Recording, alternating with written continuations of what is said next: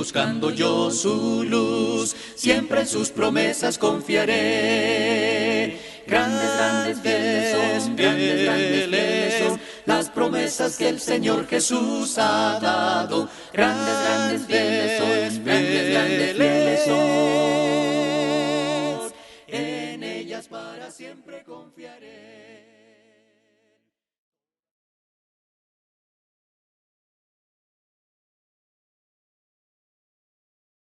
Muy buenos días nuevamente, buenas tardes, buenas noches, dependiendo de quién nos esté acompañando en esta clase que vamos a tener. Vamos a ver hoy el tema 6 y tema 7. El primer tema es el ejemplo apostólico y el segundo es la implicación divina. Estos temas que estamos viendo le ayudan a usted, si usted los estudia en serie como los estamos viendo, le van a ayudar a entender o poder trazar la escritura por usted mismo, para poder situarse a la hora de que lee un pasaje y saber si es un mandamiento para usted, si no lo es, si es parte del nuevo pacto, si es parte del antiguo pacto, cómo interpretar estos pasajes. Todo esto le va a ayudar, así es que le animo a que se quede con nosotros y estudie juntamente con nosotros. Todos estos cursos son sin ningún costo, costo alguno. Todos los hago de corazón para ustedes, para ayudarles. Me hago un poquito de tiempo en las cosas que tengo que hacer en mi hogar, en el trabajo, en la iglesia, en todas las cosas, para poder compartir la palabra de Dios y llevarles estos temas. Así es que espero que sean de utilidad para usted y que los aproveche, que crezca espiritualmente y que le ayuden a poder entender mejor la palabra de Dios, no ser engañado tan fácilmente por falsas doctrinas o por personas sin escrúpulos a veces que buscan simplemente obtener un beneficio económico de las personas, estafándolos, ¿verdad? Utilizando la fe como una fuente de ganancia, y que usted pueda estar más firme en lo que cree y saber trazar la escritura correctamente. Bien, dicho esto, entonces vamos inmediatamente al tema. Vamos a tratar, como le digo, el tema 6 y 7. El primer tema es el ejemplo apostólico aprobado. Estamos viendo cómo obtener o cómo saber qué Dios nos pide, qué Dios nos manda, cómo Dios nos habla en el Nuevo Testamento, a través de cuáles formas. Ya vimos dos de ellas, ¿verdad? Mandamiento directo, en tanto de nuestro Señor Jesucristo como de los apóstoles. Mandamiento directo se resume en una frase muy sencilla. ¿Qué Dios nos pide que hagamos? Cuando Dios nos dice por medio de la Escritura, haz esto, ¿verdad? Y de predicar el Evangelio, ve a predicar el Evangelio. Entonces nos está diciendo qué acción tenemos que llevar a cabo. Ese es el mandamiento positivo o de los mandamientos directos, algo que tenemos que hacer. Y el mandamiento en el sentido negativo es cuando se niega la acción, que se nos dice no hagas tal cosa, no mientas. Entonces no debemos de mentir, no debo de llevar a cabo la acción de mentir. Entonces, ya vimos ejemplo de mandamientos directos, positivos y negativos, tanto de nuestro Señor Jesucristo como de los apóstoles, viendo que les iba a dejar al Espíritu Santo después de que Él ascendiera a los cielos, para que el Espíritu Santo los guiara a toda la verdad de Dios, no a una parte, no a una fracción, a toda la verdad de Dios. Luego vamos a entrar ahora al 6, que es el siguiente tema, que es otra forma que Dios nos habla a través del Nuevo Testamento para poder obtener los mandamientos o ordenanzas o directrices de parte de Dios hacia nosotros, que es el ejemplo apostólico aprobado. ¿Ok? Vamos a ver este siguiente tema. Me acomodar aquí todo rápidamente. Ya vimos hasta ahorita, hemos visto eras y testamentos. ¿Qué es eras y testamentos? Las eras son la era patriarcal, la era mosaica y la era cristiana, o la edad patriarcal, mosaica y cristiana. Vemos que la Biblia está dividida en dos grandes leyes, por así decirlo, ¿verdad? El Antiguo Testamento, o la antigua ley, que era dada al pueblo de Israel, al pueblo de Dios, y previo a esta, que también dejó de tener validez, fuera las leyes dadas a los patriarcas.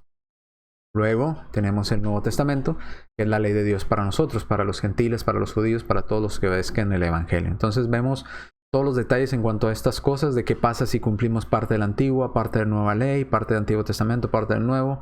Lo vimos en Eras y Testamento, que son 4 videos. Lo animo a que vaya y busque por ahí en el canal de YouTube, en la Iglesia de Cristo Denton, ahí mismo en YouTube. Eras y Testamentos, ponga así Eras y Testamentos, son 4 videos. Le va a ayudar mucho a entender qué parte de la ley de Dios está en vigencia hoy para usted y cuál parte no. Aunque la Escritura nos ayuda, también lo explicamos ahí. El Antiguo Testamento solamente es un ejemplo para nosotros, para que no codiciemos como ellos codiciamos o hagamos mal como ellos hicieron. Sino, como dice 1 Corintios 10, sino que aprendamos de sus errores y aprendamos también de sus aciertos. Pero ya no es ley para nosotros, ya no tenemos que hacer sacrificio de animales, ni diezmo, nada de eso. ¿Okay? Luego vimos en 6 videos el tema yo pienso, yo creo, yo siento, a mí me parece, yo creo que. Y también está ahí en YouTube, le animo a que lo vea, video 1, 2, 3, 4, 5, 6, de todos estos personajes bíblicos desde el Antiguo Testamento hasta el Nuevo Testamento que usaron el yo creo, el yo pienso y cuál fue su consecuencia, por no apegarse simplemente a lo que Dios manda, sino que dijeron yo pienso. Vemos el Levíticos 10, el ejemplo típico de Nadab y Abiú, ¿verdad? 2 jóvenes que dijeron, pues fuego es fuego, no hay problema, ¿verdad? Al fin y al cabo el punto es que se tiene que llevar fuego ante la presencia de Dios, pero Dios había mandado fuego de un lugar específico y por una persona específica, no por ellos, y la consecuencia fue que ellos murieron, ¿verdad? Salió fuego de la presencia del Señor y los consumió. Entonces el yo pienso, yo creo, a mí me parece, no es autoridad bíblica, no es algo que Dios autorice. Dios quiere que hagamos lo que Él nos pide, no lo que usted piensa, lo que usted cree, lo que usted siente. Recuerde que, como nos dice Jeremías, el corazón es engañoso y perverso más que todas las cosas. Luego vimos el tercer punto, o el tercer tema, que es qué es y qué no es autoridad bíblica. ¿Qué es y qué no es autoridad bíblica? Bueno, ¿qué es autoridad bíblica? Pues simplemente lo que Dios nos manda en las Escrituras, bajo la ley que estamos en vigencia usted y yo hoy en día, en el Nuevo Testamento, para usted y para mí. ¿Qué no es autoridad bíblica? No es autoridad bíblica lo que la tradición diga, lo que nuestros padres digan, lo que nuestros amigos digan, lo que un concilio cristiano o ecuménico diga, o lo que el pastor, el profeta, los siervos fieles y discretos o el papa digan. No, es lo que diga la Biblia. La autoridad bíblica es simplemente lo que la Biblia autoriza o niega o no autoriza. El 4, vimos también que no debemos de ponerle a la palabra de Dios ni quitarle a la palabra de Dios. Simplemente debemos aceptar lo que Dios nos dice, tal y como nos dice, y listo. No le pongas, no le quites, porque hay consecuencias si ponemos o quitamos a la palabra de Dios. Quinto tema que vimos la semana pasada, el mandamiento directo, que ya lo vimos, son en sentido positivo o en sentido negativo. Cuando Dios nos dice, haz algo, ¿verdad? Ve y predica el evangelio, no sé, adora a Dios o canta a Dios o cualquiera de estas cosas que se nos dice que llevamos a cabo una acción. ¿Cuál es el mandamiento directo pero en sentido negativo? Cuando Dios nos dice no robes, no mates, no adores dioses falsos. Es el no, la negación de la acción. Entonces fácilmente se entienden estos mandamientos de cosas que tenemos que hacer y cosas que no debemos de hacer. Ahora vamos a ver dos puntos más, que es uno, la forma de obtener qué podemos hacer delante de Dios a través del ejemplo apostólico que es autorizado por Dios, imitando las cosas autorizadas por Dios. A los apóstoles podemos nosotros cumplir la voluntad de Dios, pero es el ejemplo apostólico aprobado. Lo que aquellos apóstoles hicieron o enseñaron o instruyeron, aprobado por Dios. ¿Okay? Entonces, imitando lo que ellos hacían, pues podemos entender qué es lo que Dios quiere. Y finalmente vamos a ver implicación divina. Hay más temas. Esto es lo que vamos a ver nada más el día de hoy, estos 2 temas. Ejemplo apostólico y la implicación divina. A lo mejor ahorita no entiende qué es implicación divina. Ya me va a entender cuando lo expliquemos. Acompáñenme en este estudio. Vamos entonces al 6. Vamos al tema 6, el ejemplo apostólico. ¿Qué en cuanto al ejemplo apostólico? Bueno, ya vimos que Dios en el Nuevo Testamento revela su voluntad por medio de 3 maneras. ¿Cuáles son esas 3 maneras? Mandamiento directo, ¿qué debemos de hacer? ¿Qué no debemos de hacer? Vamos a ver ahora el segundo, que es el ejemplo apostólico, y el tercero, que es implicación divina. Vemos el primero, vamos al segundo ahora. El segundo, el ejemplo apostólico, es que podemos aprender de qué es correcto ante Dios y qué no lo es si seguimos el ejemplo de los apóstoles. Por ejemplo, Filipenses capítulo 4, versículo 9. Vamos a ver algunos ejemplos de la escritura. Va a aparecer ahí en la pantalla. Déjenme le pongo el versículo en la pantalla. Filipenses, el apóstol Pablo hablando a la iglesia en Filipo, dice, lo que aprendiste, note, número 1, aprendiste, recibiste, oísteis y vistes de mí. Esto tienes que hacer. Y el Dios de paz va a estar con ustedes. Entonces, si aprendemos de los apóstoles, si recibimos el mensaje de parte de los apóstoles, ellos lo escucharon de viva voz de los apóstoles y ellos vieron lo que los apóstoles hacían.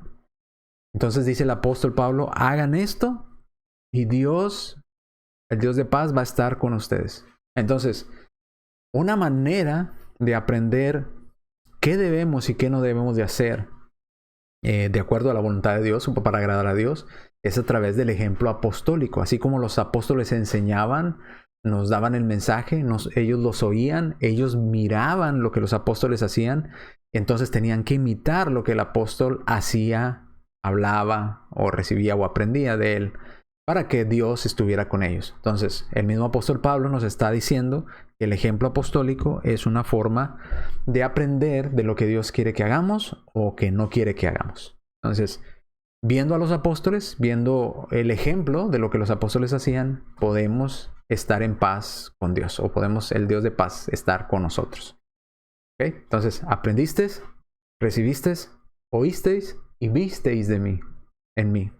Lo que el apóstol Pablo hacía, si lo imitamos, vamos a estar en el camino correcto haciendo la voluntad de Dios, porque el apóstol Pablo, siendo inspirado por Dios, hacía la voluntad de Dios. Entonces hay que hacer lo que ellos hacían para poder estar bien delante de la presencia de Dios. Obviamente, ejemplo apostólico aprobado por Dios. Seguimos.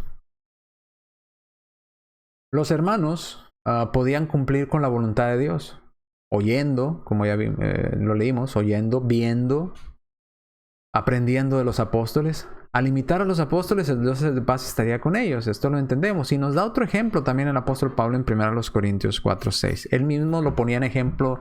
Este mandamiento él mismo lo practicaba, es la palabra, ¿verdad?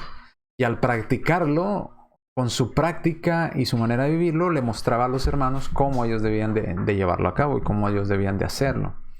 Vemos en 1 Corintios 4:6 lo siguiente. Dice, pero esto, hermanos, el apóstol Pablo escribiendo a la iglesia en Corinto, pero esto, hermanos, lo he presentado como ejemplo en mí. Note cómo lo dice. Lo he presentado como ejemplo. O sea, era un ejemplo apostólico lo que les estaba enseñando. Era lo que Dios le mandó a él hacer, él lo estaba practicando y con su práctica instruía a los hermanos. Dice, por eso lo he presentado como ejemplo en mí, y no nada más en mí, también en Apolos. Y si usted recuerda la descripción que se hace en las Escrituras en cuanto a Apolos, dice que él era poderoso en las Escrituras, sabía mucho de Escritura, mas aún así lo presentaban como ejemplo vivo. No solamente sabían el mandamiento en la mente, sino lo cumplían, lo llevaban a cabo y con esto instruían también a otros. Dice, por amor de vosotros. ¿Qué era lo que pusieron como ejemplo Apolos y Pablo en ellos? Aprendieron a no pensar más de lo que está escrito. Simplemente acoplarse a lo que Dios dice. Y no decir, pues sí, ahí dice, pero yo creo que no debe decir eso. Hay que quitarlo. No. No piense más de lo que está escrito. No diga, sí, ahí dice, pero yo pienso, yo creo, yo siento, a mí me parece. No. No pensar más de lo que está escrito. No sé que por causa de unos os envanezcáis unos contra otros. Noten, nos está dando ejemplo para seguir. Él lo practicaba ya. Ejemplo en mí y en Apolos. ¿Verdad? Ellos podían aprender de lo que Pablo y Apolos hacían. Viéndolos, ¿verdad? Escuchándolos, recibiendo de ellos el mensaje, viendo cómo se comportaban, cómo actuaban, cómo oraban, cómo participaban de la cena del Señor, etcétera, etcétera. Cómo evangelizaban. Bueno, ellos aprendían de su ejemplo. Entonces, el ejemplo apostólico es otra manera de aprender de lo que Dios quiere para que ese Dios de paz esté con nosotros. En este caso, no pensar más de lo que está escrito. Vamos a la siguiente parte. Cristo mandó a sus discípulos a esparcir la ley de Dios. Y al Cristo mandar a sus discípulos a esparcir la ley de Dios, Dios y el Padre estaban en armonía para redimir al hombre. Cristo nos trae la ley y nos declara la ley a los apóstoles, a los discípulos. Los discípulos, a su vez, declararon esa voluntad de Dios a aquellas personas a quienes compartieron el Evangelio. Entonces, al recibir lo que un discípulo decía un cristiano, predicando el evangelio a otra persona, recibía lo que el discípulo decía, pero a la vez recibía lo que el apóstol decía, pero a la vez recibía lo que Cristo había dicho, porque era el mismo mensaje, simplemente dado de uno a otro. Por eso decimos que podemos aprender del ejemplo apostólico. Segunda a los Corintios capítulo 5 versículo 20. Vamos a ver estas 3 citas. Van a aparecer una por una en pantalla, pero se las pongo aquí 3 juntas para si usted quiere o gusta anotar, pues escríbalo por ahí y vamos a estarlas viendo. Como el ejemplo, pues sí es una forma de aprender a cómo agradar a Dios.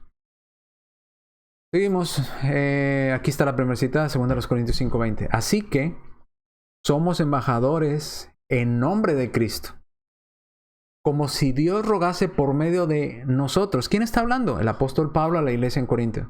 Fíjese cómo se describe.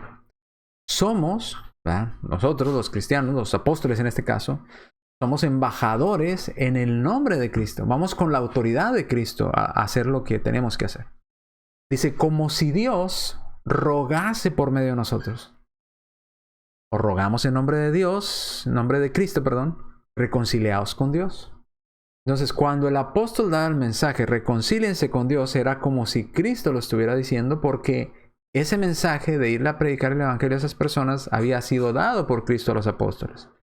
Entonces, aprendiendo de lo que ellos hacían o cómo lo hacían, y si lo hacemos como ellos lo llevaron a cabo, pues vamos a estar bien delante de Dios. Porque eran embajadores en el nombre de Cristo, así es como si Dios rogase por medio de ellos mismos. Como si Dios hablase, ¿verdad? Nada más siendo un mensajero. Dice Mateo 10:40. El que a vosotros recibe, a mí me recibe.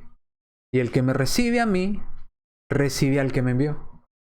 Entonces, el Padre envía al Hijo, el Hijo envía al apóstol, el apóstol envía al hermano, al cristiano, al convertido, que fueron esparcidos, como dice allá en Hechos capítulo 4. Iban por todos lados predicando el evangelio. Bueno, aquel que predicaba el evangelio era como si lo predicara el apóstol, porque era el mismo mensaje, y era como si lo predicara Cristo, que a la vez era el mismo mensaje que venía del Padre. Entonces estaba en armonía todo. Por eso podemos decir confiadamente que podemos aprender del ejemplo apostólico aprobado. Porque los apóstoles no lo hacían por su propia voluntad, lo hacían por mandato de Cristo. Una orden, ¿verdad?, de hacerlo de esa manera, y estudiando la forma en que ellos lo hacían, podemos entender cómo es que se debe llevar a cabo. Dice, el que a vosotros recibe, a mí me recibe. Y el que me recibe a mí, recibe al que me envió. ¿Por qué? Porque es el mismo mensaje el que se está llevando a cabo. Obviamente, a través de que vemos cómo predicaban el evangelio, cómo esparcían el mensaje de Dios, podemos aprender de ese ejemplo de esos primeros cristianos o de esos apóstoles, y podemos hacerlo de igual forma para estar en paz con Dios. 1 Corintios 11, del 1 al 2. Dice el apóstol Pablo, sed imitadores de mí, pero no porque me tengan que seguir a mí, no porque tengan que ser apóstoles de Pablo, o discípulos de Pablo, perdón, sino porque yo imito a Cristo. Yo imito a Cristo, ustedes imítenme a mí, porque yo imito a Cristo. Al imitarme a mí, están imitando a Cristo, porque lo mismo que Cristo me mandó a hacer, se los mandó a hacer a ustedes. Como yo lo estoy haciendo, así lo tienen que hacer ustedes. Como yo lo estoy predicando, así lo tienen que predicar ustedes, porque yo imito a Cristo. Hago lo que Cristo, aprendo del ejemplo de Cristo y se los doy a ustedes. Entonces, sed imitadores de mí, así como yo lo soy de Cristo. Os alabo, hermanos, porque en todos acordáis de mí. Se acuerdan de mí y retenéis las instrucciones tal como se las entregué. Las instrucciones no solamente el apóstol se las daba escritas, ahí háganla, a ver cómo le hacen, a ver cómo entienden ustedes. No, se las mostraba también con hechos. Esto es lo que mandó Dios, se hace de esta manera. Y lo vamos a ver en otros ejemplos más adelante, cómo los apóstoles no solamente mandaban las instrucciones, sino que mostraban cómo hacerlas, para dejarnos ejemplo apostólico aprobado. Para imitar, ¿verdad? Seguimos. Los apóstoles aclaraban cuando lo que decían era una recomendación suya y cuando era mandamiento del Señor. Mire, el apóstol Pablo era tan honesto con las cosas de Dios que cuando eso no era el mandamiento de Dios, él lo decía. Esto es un consejo mío. ¿verdad? Pero no es mandamiento de Dios, esto es un consejo. Pero cuando era mandamiento de Dios decía, esto es del Señor. Esto, aquí sí tienes que hacerlo como Dios mandó, pero esto es un consejo, puedes tomarlo o puedes no tomarlo. No sé, un consejo X podría ser, usted debería vestirse con saco y corbata. Yo le aconsejo que vista con saco y corbata. Y la persona dirá, bueno, pues es un consejo o es un mandamiento de Dios. Pues es un consejo. Entonces puedo decidir vestir saco y corbata, o vestir puro saco, o vestir camisa y corbata sin saco. Pues sí, porque no es un mandamiento de Dios, es una sugerencia, es un consejo. Bueno, puedo tomarlo, rechazarlo, pero cuando es mandamiento de Dios, pues hay que hacerlo como Dios pidió, así como Dios lo pidió. Vamos a 1 Corintios capítulo 14, 37 y luego 1 Corintios 7 del 6 al 11. Vamos a ver cómo el apóstol Pablo en la primera cita nos dice lo siguiente. 1 Corintios 14, 37. Si alguno se cree profeta o se cree espiritual, reconozca que lo que los escribo son mandamientos del Señor. Lo que les estoy escribiendo son mandamientos del Señor. ¿Ok? Ahora, si usted quiere ignorarlos, pues está en su libertad de hacerlo, pero usted le dará cuentas a Dios, no a mí. A Dios, ¿verdad? Dice el apóstol Pablo. Entonces, lo que los escribo son mandamientos del Señor. Cuando el apóstol Pablo decía, esto es de parte de Dios, esto es lo que Dios mandó, es así y punto. Ahora, cuando era un consejo, él mismo lo decía. Fíjese cómo lo dice en el siguiente versículo. 1 Corintios 7, del 6 al 11. Mas esto los digo por vía de concesión, no por mandamiento. Esto no es un mandamiento, eso es un consejo, ¿verdad? Una concesión, pero no es mandamiento. ¿Qué es lo que es concesión, que no es mandamiento? Bueno, versículo 7. Quisiera, ¿sí se fijó? No dice, el Señor mandó, o el Señor dice, no. Fíjese cómo inicia la frase. Quisiera, ¿quién quisiera? Pues Pablo. Esto es su opinión, ¿verdad? Es de él, por eso dice, esto es concesión, esto no es mandamiento. Yo quisiera, más bien, que todos los hombres fuesen como yo. Pero cada uno tiene su propio don de Dios, a uno la verdad de un modo y otro de otro. Digo, ¿quién dice? ¿Dios o el apóstol? Pues el apóstol, porque nos está diciendo esto es por concesión, esto es una opinión. Digo pues a los solteros y a las viudas, que bueno les fuera quedarse como yo, dice Pablo. Pero si no tienen don de continencia, cásese, pues mejor es casarse que estarse quemando. ¿Ok? Ahora, esto es lo que Pablo dice o lo que Pablo quisiera, pero no es mandamiento de Dios. Ahora, cuando cambia y dice, aquí ya no es opcional, aquí no es un consejo, aquí es lo que Dios manda. Ahora note lo que dice 1 Corintios 7:10.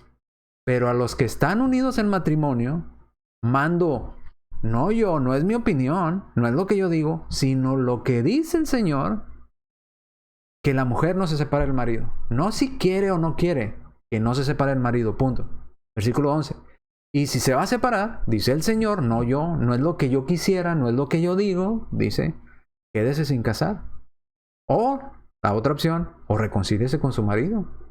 Y que el marido no abandone a la mujer. Entonces nos está diciendo qué es concesión, o qué es una opinión, o qué es un consejo. Quisiera, digo, muy diferente cuando dice, así dice el Señor, esto mandó el Señor, esto no es mío, sino esto es del Señor, y así lo dice, que la mujer no se separe del marido. Bueno, ¿qué tenemos que hacer? Lo que dice ahí. Tan sencillo, ¿verdad? Entonces, podemos aprender también de los apóstoles. Otros ejemplos. El apóstol también no solamente daba las órdenes en cuanto a la cena, sino que instruía con el ejemplo cómo participar de la cena del Señor.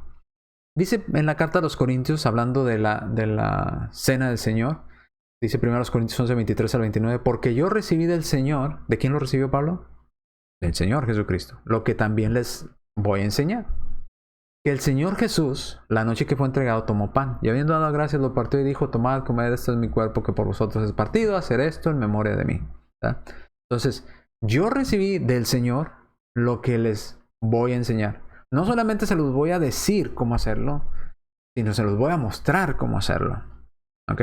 Les he enseñado. No nomás les mandé una carta, vengo y les estoy instruyendo cómo hacerlo. Hechos 2:42. y perseveraban en la doctrina de los apóstoles. ¿Cuál doctrina de los apóstoles? ¿Hay doctrina de Cristo que es diferente a los apóstoles? No. Los apóstoles tenían la doctrina de Cristo. ¿Cómo lo sabemos? Porque yo recibí del Señor lo que también les he entregado. ¿Ok? Entonces, lo recibieron de Jesús y los apóstoles simplemente llevaban el mensaje. Por eso se dice la doctrina de los apóstoles. Porque ya no estaba Cristo presente entre nosotros carnalmente, humanamente hablando, así con cuerpo como lo estuvo después de la ascensión en Hechos capítulo 1, sino que estaban los apóstoles. Por eso se dice la doctrina o la enseñanza de los apóstoles. Pero ahora fíjese cómo lo hace en ejemplo, no nada más de mandamientos, sino los instruían de cómo hacerlo. Como lo hizo con los corintios Pablo, y ahora lo está haciendo acá en Hechos. Dice, y perseveraban en la doctrina de los apóstoles, en la comunión unos con otros. ¿Cuál comunión? La mesa del Señor es otra forma que se le llama la comunión, que es el partimiento del pan. ¿De cuál pan? Y en las oraciones. Y Pablo les enseñaba esto. ¿No sabían cómo partir un pan? Pues sí, sí sabían. Pero están hablando del pan de la cena del Señor. Y también los está instruyendo en las oraciones. Perseveraban en estas enseñanzas, estas instrucciones. Pablo no solamente iba y les decía, háganlo así, sino que les mostraba cómo hacerlos. Les recibí del Señor y se los voy a mostrar cómo hacerlo. Perseveraban en la doctrina de los apóstoles, en la comunión unos con otros, en el partimiento del pan y en las oraciones, ¿verdad? Participaban, estaban juntos en ese partimiento del pan y las oraciones. También lo encontramos allá más adelante en los Hechos, ¿verdad? El primer día de la semana, reunidos los discípulos para partir el pan, Pedro les enseñaba habiendo de partir al día siguiente. ¿Qué hacían? Pues los enseñaba, les instruía. Nada más de carta o de palabra, no, también con el ejemplo, con un ejemplo aprobado, ¿verdad? Por Dios. Entonces podemos aprender del ejemplo aprobado por Dios, así como los instruía, como perseveraban en la doctrina de los apóstoles. Entonces, vemos en Hechos 27 que habiendo de partir el día siguiente, Pablo les instruía, ¿verdad? Ese primer día de la semana reunieron los discípulos para partir el pan. Pablo les instruía habiendo de partir al día siguiente. Entonces vemos cómo los instruía con el ejemplo apostólico. Vemos cómo, por ejemplo, si ellos participaban de la cena del Señor y Pablo los estaba instruyendo y era el primer día de la semana, pues entendemos que es el primer día de la semana cuando partimos el pan, porque así lo hacían los apóstoles y los primeros cristianos. Cantamos a Dios por el ejemplo apostólico, entre otras cosas, no nada más por ejemplo apostólico. Pero vemos en Hechos 16:25 que Pablo y Silas, aún estando en la cárcel, amarrados al cepo, cantaban himnos a Dios, ¿verdad? A medianoche, y los presos los oían. Entonces, ¿cómo adorar a Dios? Cantando. Ellos lo hacían. ¿Quiénes? Pues Pablo. Pablo, un apóstol, por ejemplo apostólico, nos mostró que cantando es la forma de adorar a Dios. No tocando, no avanzando, no gritando, cantando. Entonces, cantando a Dios por el ejemplo apostólico, entendemos por ese ejemplo apostólico que debemos de cantar. Por ese ejemplo apostólico entendemos que debemos de participar de la cena del Señor cada primer día de la semana, no una vez al año, sino cada primer día de la semana.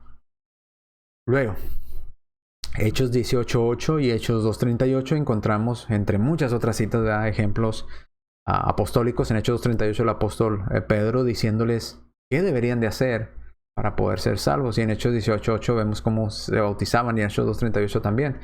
¿Quiénes se bautizaban? Creyentes arrepentidos que confesaban a Jesús como su Señor. ¿Y qué predicó? ¿Qué predicó antes de que se bautizaran las gentes? Pedro, pues predicó el Evangelio.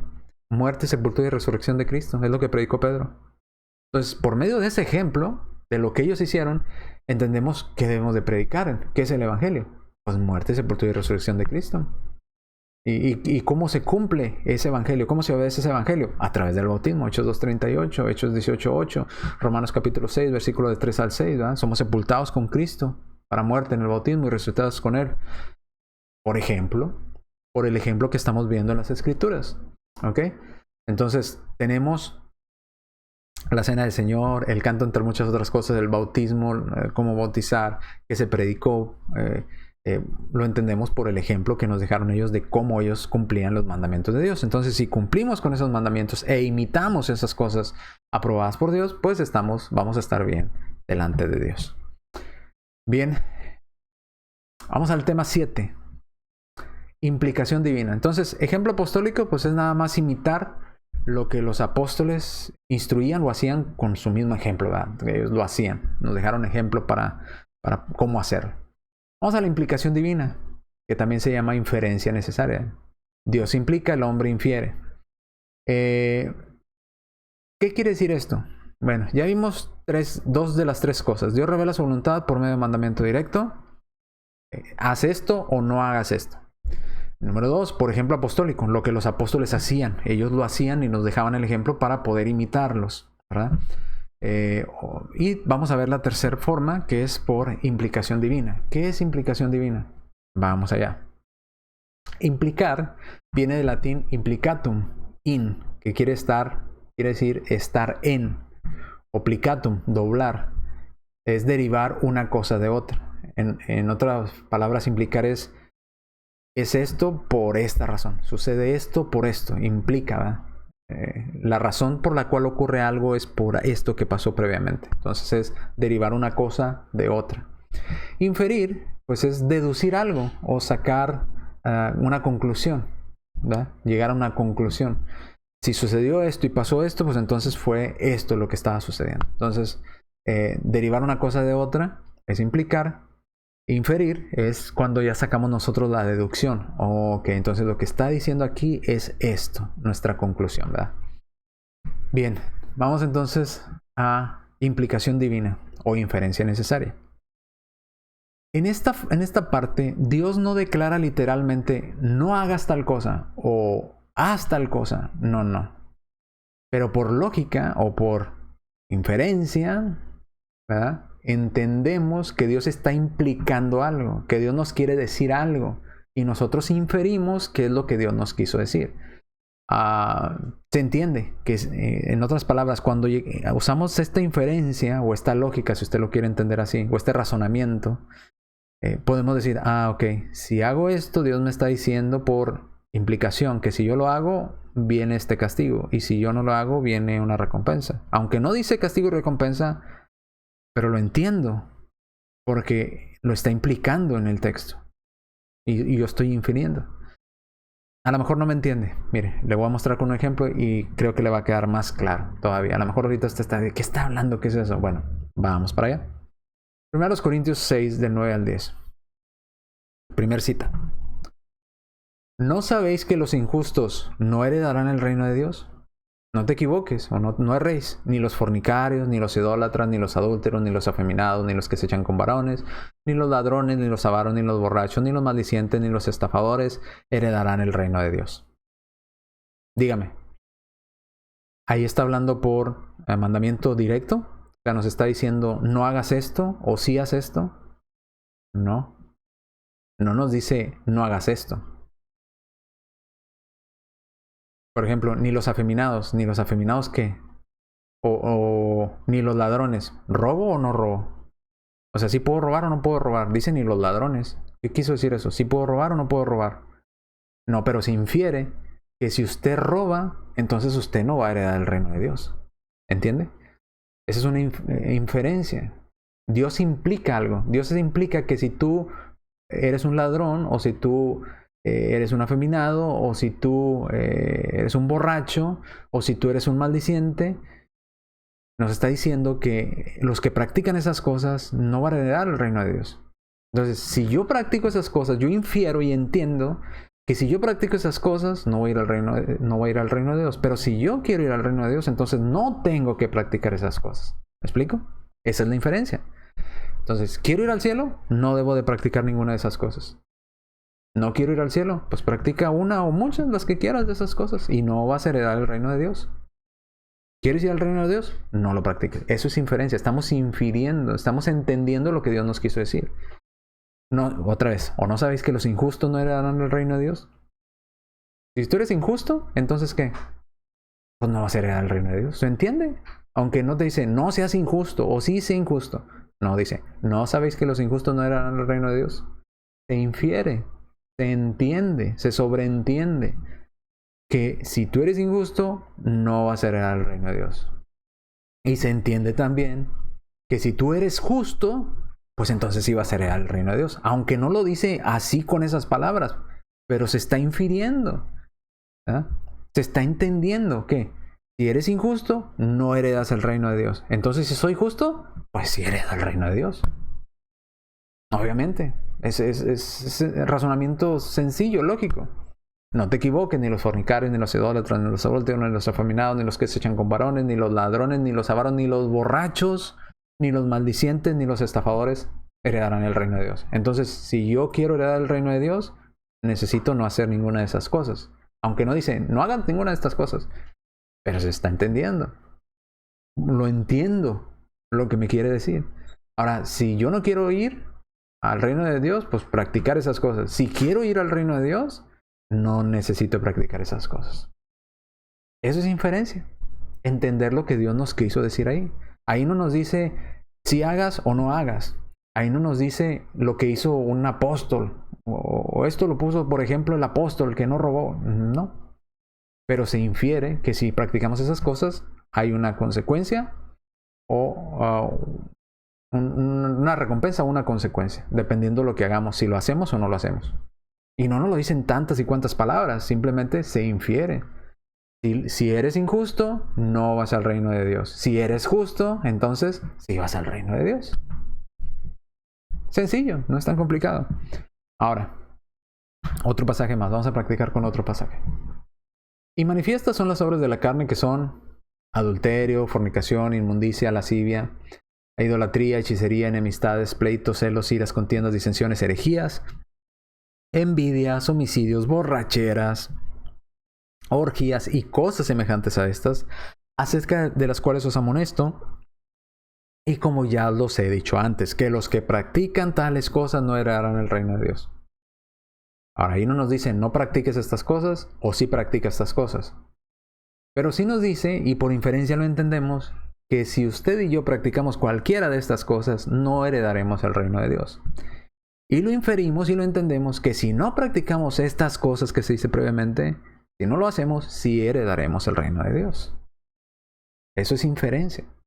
Versículo 22. Mas el fruto del Espíritu es amor, gozo, paz, paciencia, benignidad, bondad, fe, mansedumbre, templanza, y contra tales cosas no hay ley. Entonces, ¿qué sí podemos hacer? Bueno, en vez de practicarlo de arriba, practicamos el amor, gozo, paciencia, benignidad, bondad, fe, mansedumbre, templanza. Contra esas cosas no hay problema si lo hacemos. Y esas cosas, si las practicamos, nos llevan al reino de Dios. Pero si practicamos las de arriba, borrachera, orgías, envidias, homicidios, pues no vamos al reino de Dios. Eso es inferencia. Espero que ya me entienda. Simplemente entender lo que el texto nos está diciendo, ¿verdad? Lo que está declarando, entenderlo. ¿Por qué está diciendo eso? Ah, ok. Que si hago tal cosa, entonces, o practico tal cosa, no voy a tener esta recompensa. Y si no lo practico, sí voy a tener esta recompensa. Así. Eso es inferencia. No es tan complicado como suena la palabra. Ejemplos de inferencia diferentes, ¿verdad? En la escritura. Podemos encontrar en Hechos 8, 35 al 36. Entonces Felipe, abriendo su boca y comenzando desde esta escritura, le anunció el evangelio del reino. Déjenme ver. Me pusieron los dos pasajes ahí en el mismo. Y no se pusieron completos. Aquí está el 36. El evangelio de Jesús. Y yendo por el camino llegaron a cierta agua y le dijo el eunuco: aquí hay agua, ¿qué impide que yo sea bautizado? Ahora, ¿qué podemos inferir de este pasaje? De este fragmento. Entonces Felipe, abriendo su boca y comenzando desde esta escritura, le anunció el evangelio de Jesús. Podemos inferir, aunque no nos dice, que los cristianos tenemos que predicar el evangelio de Jesús. Y yendo por el camino llegaron a cierta agua y el eunuco: aquí hay agua, que impide que yo sea bautizado. ¿Qué más podemos inferir? Que el bautismo es parte de ese evangelio que Felipe le estaba predicando.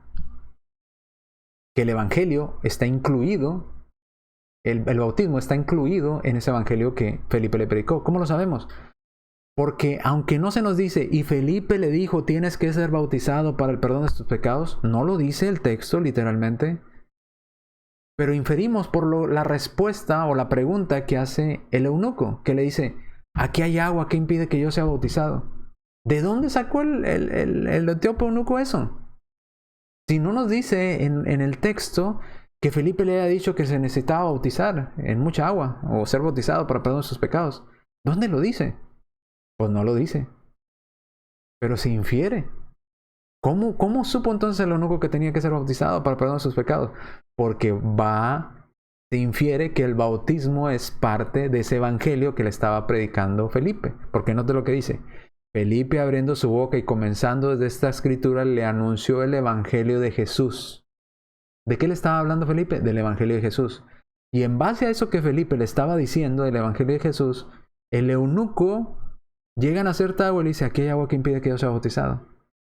¿Cómo supo el eunuco eso? Porque en el evangelio va incluido la obediencia al evangelio es a través del bautismo.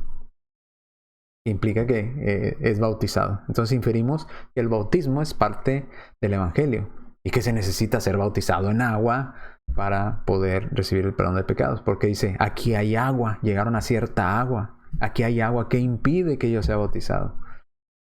Entonces, ¿qué otra cosa podemos inferir de ahí?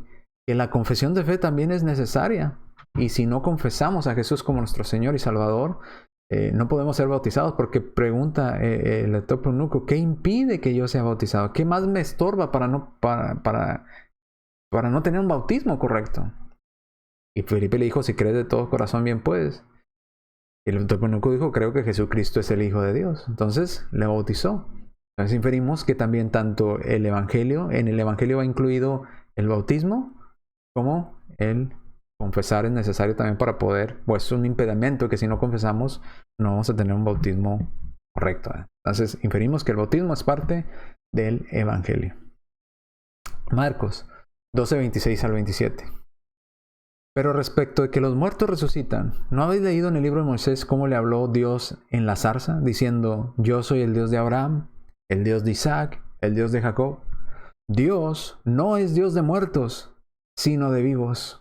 Así que vosotros mucho erráis. ¿Qué inferimos aquí con este pasaje?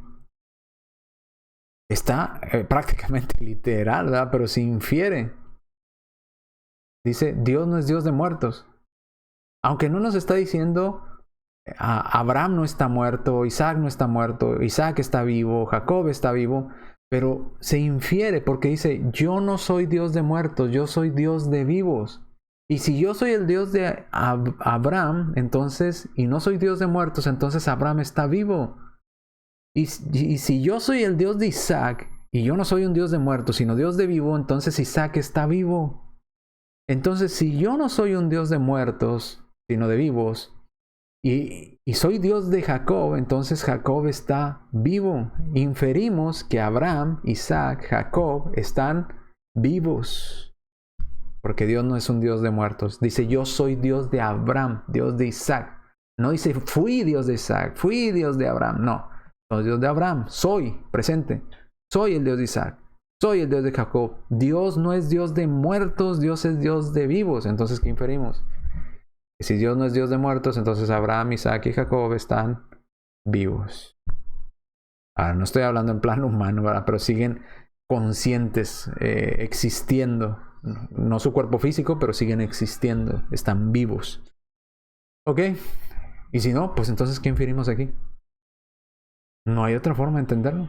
Eso es lo que infiere. Si Dios no es Dios de muertos, sino que Dios es Dios de vivos, y Dios es el Dios de Abraham, de Isaac y Dios de Jacob, pues entonces Abraham, Isaac y Jacob están vivos. Seguimos. Mateo 11, del 2 al 5. Al oír Juan en la cárcel los hechos de Cristo, le envió a 2 de sus discípulos para preguntarle, ¿eres tú el que había de venir o esperamos a otro? Note la pregunta. Juan el Bautista envía a sus discípulos con Cristo para preguntarle, ¿eres tú el que había de venir o esperamos a otro? Note lo que responde el Señor. El Señor no le dice sí, no le dice no. Lo deja que él infiera, que él saque su propia conclusión en base a las pruebas. ¿Cómo? Respondió Jesús y les dijo, vayan y hagan saber a Juan las cosas que oyeron, vieron. Los ciegos ven, los cojos andan, los leprosos son limpiados, los sordos oyen, los muertos son resucitados y los pobres es anunciado el evangelio. ¿Era o no era? Pues inferimos que Cristo es el que había de venir. ¿Por qué? Porque Cristo no tuvo que decirle, sí, soy yo el que había de venir, o no, no soy yo el que había de venir, o ¿por qué dudas de mí que soy el que había de venir? No.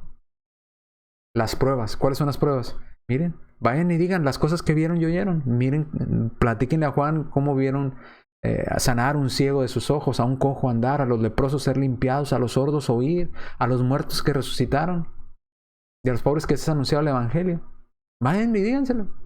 Esa es la respuesta. ¿Eres tú el que había de venir o esperamos a otro? Esa es la respuesta. ¿No han podido llegar a la conclusión? ¿Cuál es la conclusión? Cristo es aquel que había de venir.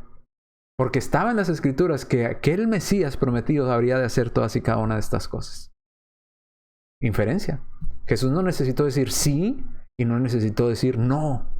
Se infiere, se sobreentiende. Eso es inferencia. Bien, vamos entonces a avanzar aquí en los pasajes. Lo contrario o lo opuesto a la inferencia necesaria es la falacia no séquito, o la falacia que no se sigue de lo que se dice en el texto. Por ejemplo, algunas cosas que no se siguen de lo que se dice en el texto. No se sigue del ejemplo, por ejemplo, del carcelero que dice que se bautizó él y toda su casa. No se sigue que se tiene que bautizar bebés. ¿Por qué? Porque es una falacia. Porque para ser bautizados debes de ser pecador. Debes de arrepentirte. Debes de confesar a Cristo como tu Señor y Salvador. Debes de ser bautizado, no rociado con agua, para el perdón de tus pecados. Yo le pregunto, ¿un bebé cree en Jesús? ¿Un bebé se arrepiente de sus pecados? ¿Qué pecados ha cometido un bebé? ¿Un bebé confiesa a Jesús como su Señor y Salvador? ¿Entiende lo que es el Evangelio? ¿Un bebé es bautizado completamente para el perdón de sus pecados? ¿Cuál pecado ha cometido un bebé? El bautismo es para los pecadores, no para los bebés. Entonces de ahí no se sigue que se tenga que bautizar bebés. No se sigue de los pasajes que hablan de la humanidad de Cristo que no sea Dios. ¿Por qué? Porque tenemos pasajes que hablan de la humanidad de Cristo, sí, Cristo fue humano. Pero también tenemos pasajes que hablan que Cristo fue Dios. Entonces no se sigue que porque dice que Cristo sufrió, Cristo murió, Cristo sangró, Cristo lloró, que no sea Dios. O que Cristo desconocía ciertas cosas como humano. Entonces ya no era Dios. No, porque era humano, pero también la Escritura nos habla que era Dios. Entonces no se sigue de ese pasaje que Cristo no sea Dios. Tampoco se sigue del ladrón en la cruz, que el bautismo no es necesario para la salvación. Porque Cristo en el nuevo pacto está diciendo que el bautismo es necesario para la salvación. Ir por todo el mundo y predicar el evangelio a toda criatura, el que creyere y fuere bautizado será salvo. Mateo 28 va bautizándolos en el nombre del Padre, el Hijo y el Espíritu Santo. Entonces hay que ir a cumplir con ese mandamiento que Cristo estipuló. El ladrón en la cruz murió bajo, o le fueron perdonados sus pecados bajo el antiguo pacto, el Antiguo Testamento. ¿Cuándo entró en vigencia el Nuevo Testamento? Con la muerte de Cristo. Hebreos capítulo 9, versículos 15 en adelante. Porque el testamento con la muerte se confirma, pues no es válido entre tanto que el testador vive. Y mientras Cristo estaba con vida, le dice el ladrón, de cierto te digo que estarás conmigo en el paraíso. Todavía no está en vigencia el Nuevo Testamento. Todavía no estaba en vigencia que se necesita el bautismo para perdón de los pecados. Entonces no se sigue.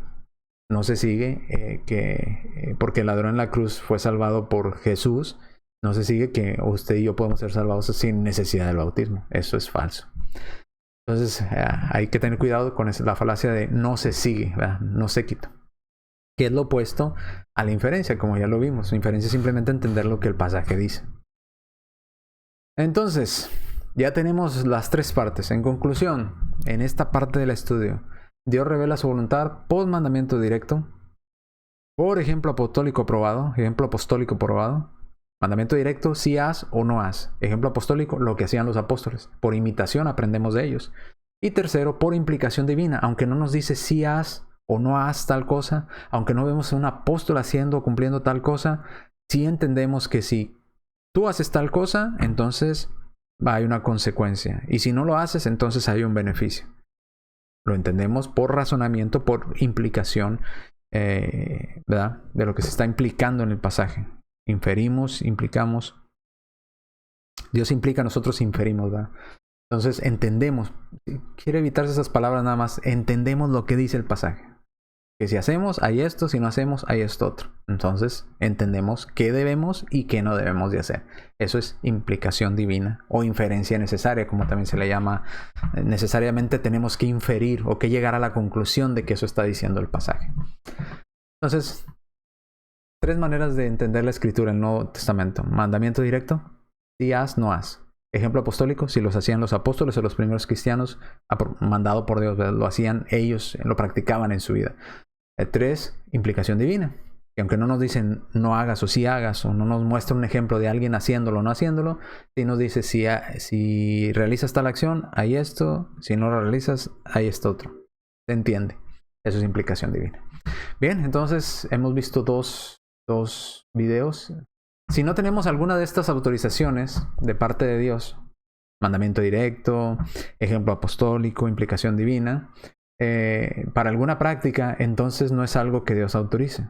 Si no hay mandamiento directo, que Dios nos mandó a hacerlo o no hacerlo, si no hay un ejemplo que los primeros cristianos o los apóstoles enseñaban o practicaban tal cosa, y si no se implica en las escrituras, que no hay un pasaje que nos diga, forzosamente tenemos que llegar a esa conclusión porque dice ahí en la escritura, ¿verdad? Entonces debemos de abandonar tal práctica. No está bien delante de Dios, no es correcto. ¿Ok? Espero que hayan entendido y vayan entendiendo juntamente con nosotros y estudiando juntamente con nosotros en armonía con lo que estamos estudiando. Bien, entonces aquí nos quedamos. Seguimos la próxima semana con... vamos a ver un poquito de qué es contexto, porque creo que es necesario también a la hora de estudiar las escrituras saber qué es contexto. Me he topado mucho con esto, en especial con nuestros amigos testigos de Jehová. No son los únicos entre muchos otros que a la hora de las falsas doctrinas o de falsas explicaciones lanzan pasajes que les dicen, este pasaje significa esto, y cuando le dices, ¿y de qué hablaba el contexto? No saben. Explícame el contexto, porque en el contexto yo entiendo que el contexto viene hablando de estas cosas y no de lo que tú me estás diciendo. No, es que así debe decir. No, el contexto es importante y de eso vamos a hablar la próxima clase. Vamos a hablar un poquito, no vamos a entrar muy a profundidad de lo que es contexto, pero una idea general para que usted entienda cuando le digan y cuál es el contexto, que sepa a qué se refiere. Bien, entonces nos vemos, si Dios lo permite, para el próximo miércoles. Si Dios nos presta vida y salud, seguiremos con estos temas. Bien, como le digo, Dios lo bendiga, Jehová le bendiga, el Señor le bendiga. Cuídense mucho y nos vemos, Dios mediante, el próximo miércoles, esperando que estos videos le estén siendo de utilidad para que usted mismo pueda trazar las escrituras y llegar a la conclusión correcta de lo que Dios pide. Bien, sin más, Dios me lo bendiga, cuídense mucho y nos vemos, si Dios lo permite, el próximo estudio. Tu misericordia es grande, oh Señor del universo, y es tu amor tan infinito que no puedo comprender. Tu palabra dulce y tierna, vida eterna mi alma dio, y tu gloria sempiterna mi camino iluminó. Solo sé que ilusionado en este mundo yo vivía, y